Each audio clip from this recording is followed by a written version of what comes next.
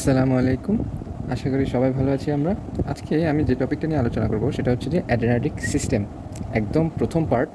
তো adrenergic system বলতে আমরা সাধারণত সিম্প্যাথেটিক নার্ভাস সিস্টেমকে বোঝাই এবং এটার আর নরমালি বডিতে এটার কাজ হচ্ছে যে ফাইট অ্যান্ড ফ্লাইট রেসপন্সে হেল্প করা, অর্থাৎ ইমার্জেন্সি কন্ডিশনে এই সিস্টেমটা অ্যাক্টিভেট হয়। প্রথমে আমরা জানি যে অ্যাড্রেনার্জিক নার্ভ এন্ডিংসগুলো কারা। আমরা জানি প্যারাসিম্প্যাথেটিক যেই সিস্টেমটা আছে সেখানে যে প্রি গ্যাংলিয়নিক নার্ভটা আছে, অর্থাৎ গ্যাংলিয়নের আগে সেটা কি রিলিজ করে? অ্যাসিটাইলকোলিন। এবং পোস্ট গ্যাংলিয়নিকও রিলিজ করে কি? অ্যাসিটাইলকোলিন।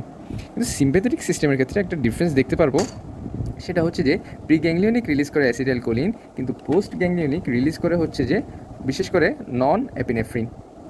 হ্যাঁ, এবং এই সিম্প্যাথেটিক সিস্টেমের সব পোস্ট গ্যাংলিয়নিক যে ফাইবার সবগুলো নন অ্যাপিনেফ্রিন রিলিজ করে অ্যাকসেপ্ট দুটো জায়গায়। সেটা হচ্ছে যে একটা হচ্ছে যে পাইলোইরেক্টর মাসেল, আর একটা হচ্ছে যে সোয়েট গ্ল্যান্ড। ঠিক আছে, তাহলে আমরা অ্যাড্রেনার্জিক নার্ভ এন্ডিংস কাদেরকে বলবো? যারা এপিনেফ্রিন অথবা নন এপিনেফ্রিন রিলিজ করবে তাদেরকে আমরা অ্যাড্রেনার্জিক নার্ভ এন্ডিং বলবো। তাহলে এক কথায় অ্যাড্রেনার্জিক নার্ভ এন্ডিং হচ্ছে যে all the post ganglionic sympathetic fibre except piloerector muscle and sweat gland. এটা হচ্ছে যে অ্যাড্রেনার্জিক নার্ভ এন্ডিংস। তো এখন আসি আমরা অ্যাড্রেনার্জিক নার্ভ এন্ডিংয়ের মেইন নিউরো ট্রান্সমিটার কারা। মেইন নিউরো ট্রান্সমিটার হচ্ছে দুটা, একটা হচ্ছে নন এপিনেফ্রিন আর একটা হচ্ছে এপিনেফ্রিন। এদেরকে আরেকটা নামে ডাকা যায়, সেটা হচ্ছে যে ক্যাটেকোলামাইন। এখন কথা হচ্ছে যে এদেরকে ক্যাটেকোলামাইন কেন ডাকা হয়? কারণ এদের যে স্ট্রাকচারটা আমরা যদি কোনো কারণে দেখি, কেমিক্যাল স্ট্রাকচার, সেটা দেখব যে একটা বেনজিন রিংয়ের সাথে দুইটা হাইড্রোক্সিল মূলক আছে, এরকম একটা রিং দেখবো তাদের স্ট্রাকচারে, এবং এটার নাম হচ্ছে যে ক্যাটেকোল রিং। ঠিক আছে, তাহলে এই যে ক্যাটেকোল রিং, এই রিংটা যেখানেই থাকে, যেই যার কাছেই থাকে, তাদেরকে আমরা বলতে পারি ক্যাটেকোলামাইন। ঠিক আছে, তাহলে আমরা এই ক্যাটেকোল রিংটা নন এপিনেফ্রিন স্ট্রাকচারেও দেখি, এপিনেফ্রিন স্ট্রাকচারেও দেখি। আরেকটা স্ট্রাকচারে দেখি, সেটা হচ্ছে ডোপামিন। ঠিক আছে, এগুলো বডির ভিতরেই তৈরি হয়, এই জন্য এদেরকে বলা হয় অ্যান্ডোজেনাস ক্যাটেকোলামাইন। আবার কিছু কিছু এক্সোজেনাস ক্যাটেকোলামাইন্স আছে। ঠিক আছে, তারা কারা? আইসোপ্রেনালিন। ঠিক আছে, এদের মধ্যেও ক্যাটেকোল রিং আছে। ডোবুটামিন, এদের মধ্যেও কি আছে? ক্যাটেকোলামাইন্স। তাই ক্যাটেকোল রিং, এই জন্য এদের সবগুলো কি বলা যায়? ক্যাটেকোলামাইন বলা যায়।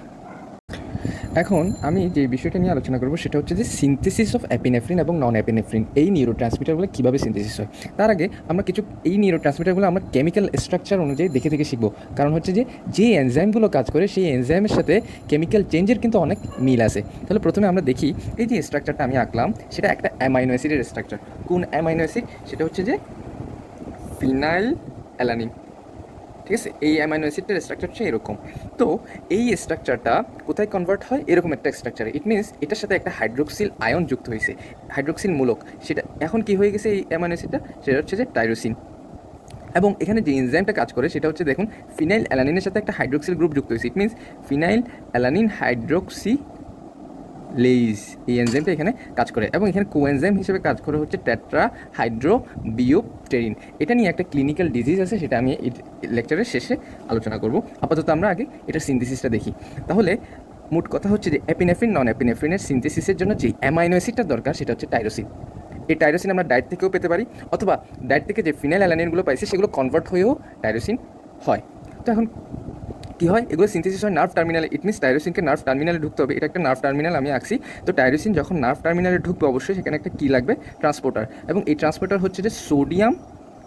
ঠিক আছে, এবং টাইরোসিন কো ট্রান্সপোর্টার।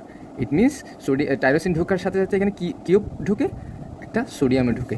তো এই টাইরোসিনগুলো এই টার্মিনাল এন্ডে ঢুকে এগুলো কনভার্ট হয় কোথায়? ডোপাতে। এখন এই যে কনভার্সনটা, ডোপাতে কনভার্সনটা, এখানে কোন এনজাইম কাজ করে সেটা আমরা কেমিক্যাল স্ট্রাকচার দেখে বুঝবো। দেখুন, এটা হচ্ছে একটা টাইরোসিন আমি আঁকলাম।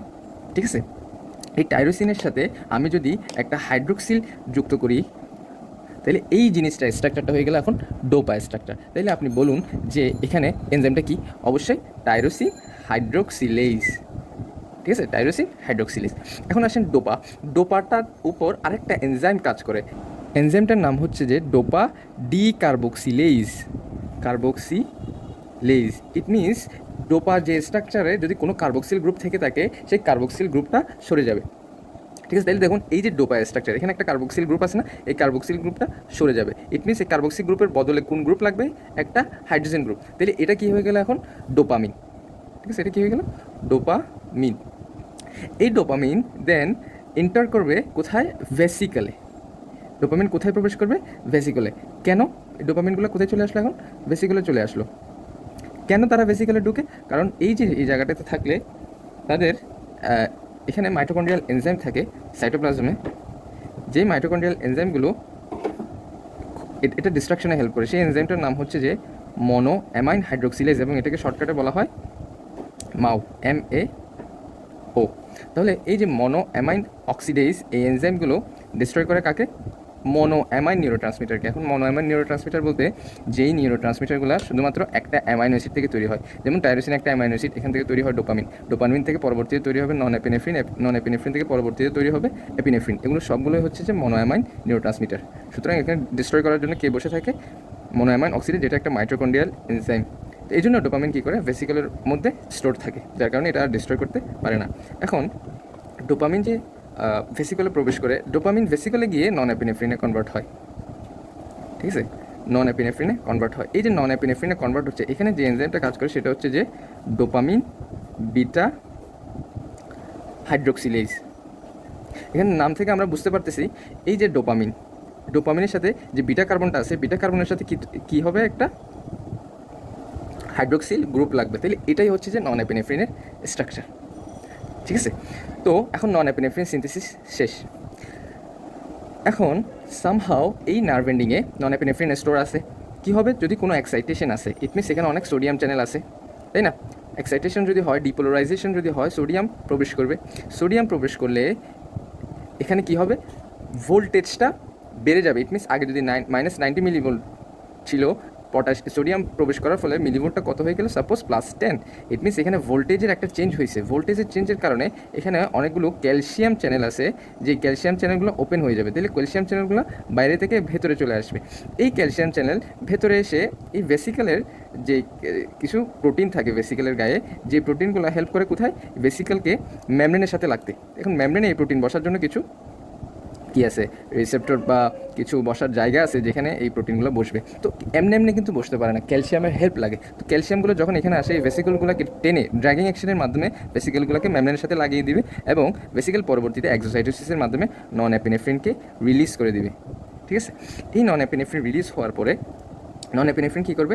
তার যে পোস্ট সিনেপটিক মেমব্রেনের যে রিসেপ্টরগুলো আছে, বিশেষ করে α1 ও থাকতে পারে, কোনো জায়গায় β1, কোনো জায়গায় β2, ঠিক আছে? কোনো জায়গায় β3।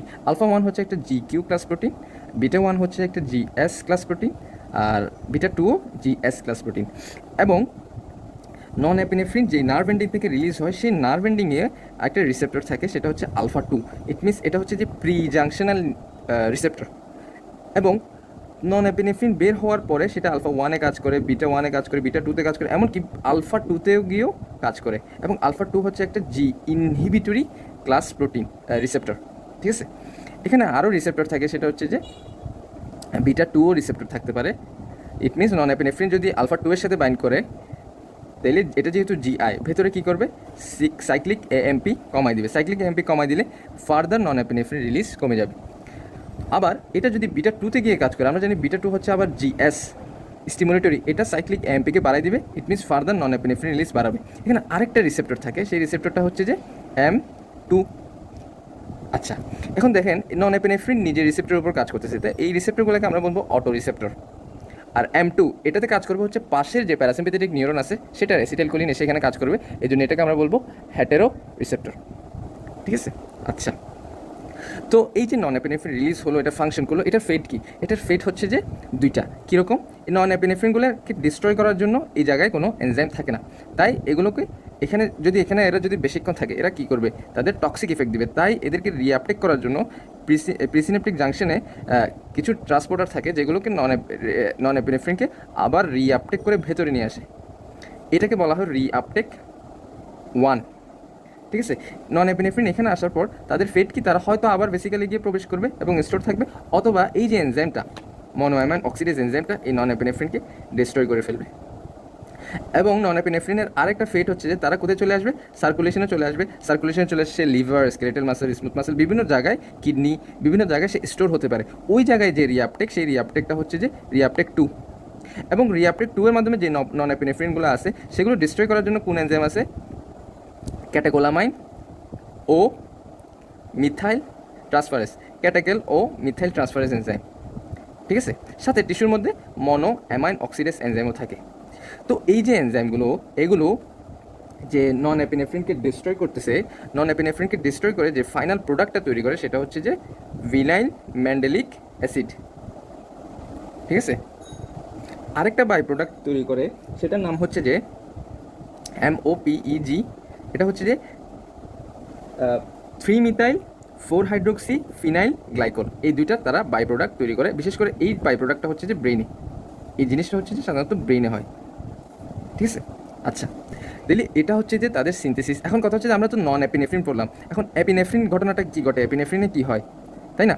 অ্যাপিনেফ্রিন হচ্ছে যে অ্যাডেনাল মেডুলাতে তৈরি হয়। ইট মিনস আমাদের কিডনির যেই অ্যাপেক্সে একটা গ্ল্যান্ড থাকে, সেটা হচ্ছে যে অ্যাডেনাল গ্ল্যান্ড। অ্যাডেনাল গ্ল্যান্ডের কর্টেক্স থাকে বাইরের দিকে এবং ভেতরের দিকে মেডুলা থাকে। এই অ্যাডেনাল মেডুলাতে এই নন অ্যাপিনেফ্রিন তৈরি হয় সেম প্রসেসে, ঠিক আছে। অ্যাডেনাল মেডুলাতেই নন অ্যাপিনেফ্রিন থেকে পরবর্তীতে তৈরি হয় এপিনেফ্রিন, ঠিক আছে। নন এপিনেফ্রিন থেকে কী তৈরি হয়, এপিনেফ্রিন।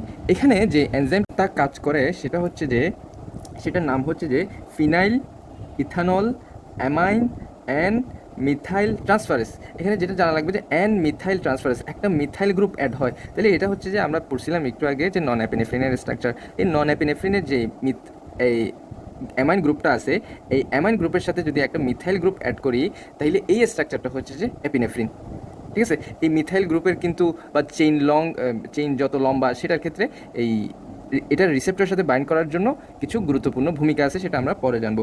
তাইলে অ্যাড্রেনাল মেডুলাতে অ্যাপিনেফ্রিন তৈরি হলো, সেটা সার্কুলেশনের মাধ্যমে তারা কি করে, এখানে সিনেপটিক ক্লেফটে চলে আসে। সিনেপটিক ক্লেফটে এসে তারা এই যে এখান থেকে আবার রিআপটেক 2 এর মাধ্যমে তারা কি এই টার্মিনালে প্রবেশ করে। টার্মিনাল থেকে তারা কি হয়, এই বেসিক্যালি গিয়ে জমা থাকে। আবার এক্সাইটেশন যখন আসে তখন এখানে রিলিজ হয়, ঠিক আছে, সিনেপটিক ক্লেফটে রিলিজ হয়। আচ্ছা, এতটুকু হচ্ছে যে এদের সিনথেসিস এবং মেটাবলিজম। অ্যাপিনেফ্রিনও সেমভাবে মেটাবলিজম হয় মনোঅ্যামাইন অক্সিডেজ, কারণ এটা হচ্ছে যে একটা অ্যামাইনো অ্যাসিড থেকে তৈরি হয়েছে। আর আরেকটা হচ্ছে যে ক্যাটাকল ও মিথাইল ট্রান্সফারেজ, এই দুইটা এনজাইম অ্যাপিনেফ্রিনকেও ডিস্ট্রয় করে। এখন আমি যে বলছিলাম এটা বিষয়ে একটা ক্লিনিক্যাল কথা আমি আপনাদেরকে জানাবো, সেটা হচ্ছে দেখুন আমরা বায়োকেমিস্ট্রিতে পড়ছিলাম ফিনাইল কিটোন ইউরিয়া একটা ডিজিজ, এটা একটা জেনেটিক ডিজিজ যেখানে কি হয়, ফিনাইল অ্যালানিন বেড়ে যায়।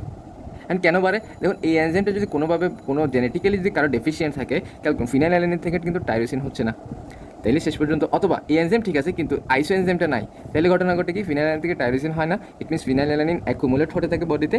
অ্যাকুমুলেশন কারণে যে ডিজিজটা হয় সেই ডিজিজটা হচ্ছে যে ফিনাইল কিটোন ইউরিয়া। এখন এই যে টাইরোসিন হতে পারে না, আমাদের জানতে হবে টাইরোসিনের ফেট কী বা এটা ডিরাইভেটিভসগুলো কী কী। একটা আমরা পড়ছি যে ক্যাটাকোলামাইনগুলা টাইরোসিন থেকে ডিরাইভেটিভস হয়, ঠিক আছে। আরও ইম্পর্ট্যান্ট একটা জিনিস ডিরাইভেটিভস হয়, সেটা হচ্ছে যে T3 এবং T4 বা থাইরয়েড হরমোনগুলো, ট্রাই আয়োডো থাইরোনিন, এগুলো যে পড়লাম এদের কেমিক্যাল স্ট্রাকচারে দেখবো যে টাইরোসিন আছে। আরেকটা ইম্পর্ট্যান্ট হয় তাদের মেলানিন ডেফিসিয়েন্ট থাকে। তাদের এই ক্যাটাকোলামাইন না থাকার কারণে তাদের ব্রেনের সমস্যা হয়, এক্সাইটেশন ট্রেমর এগুলো হতে থাকে। থাইরয়েড হরমোনের অভাবে তাদের কি হয়, হাইপোথাইরয়েডিজম। মেলানিনের অভাবে তাদের পিগমেন্টেশনের প্রবলেম হয় বডিতে। তাইলে এই মেকানিজমটার কারণে যে ডিজিজটা দেয় সেটা হচ্ছে যে ফিনাইল কিটোন ইউরিয়া। নেক্সট আমি যেটা আলোচনা করব, এই যে প্রত্যেকটা স্টেপে কিছু ড্রাগ কাজ করে সেগুলো নিয়ে ইনশাআল্লাহ। ধন্যবাদ।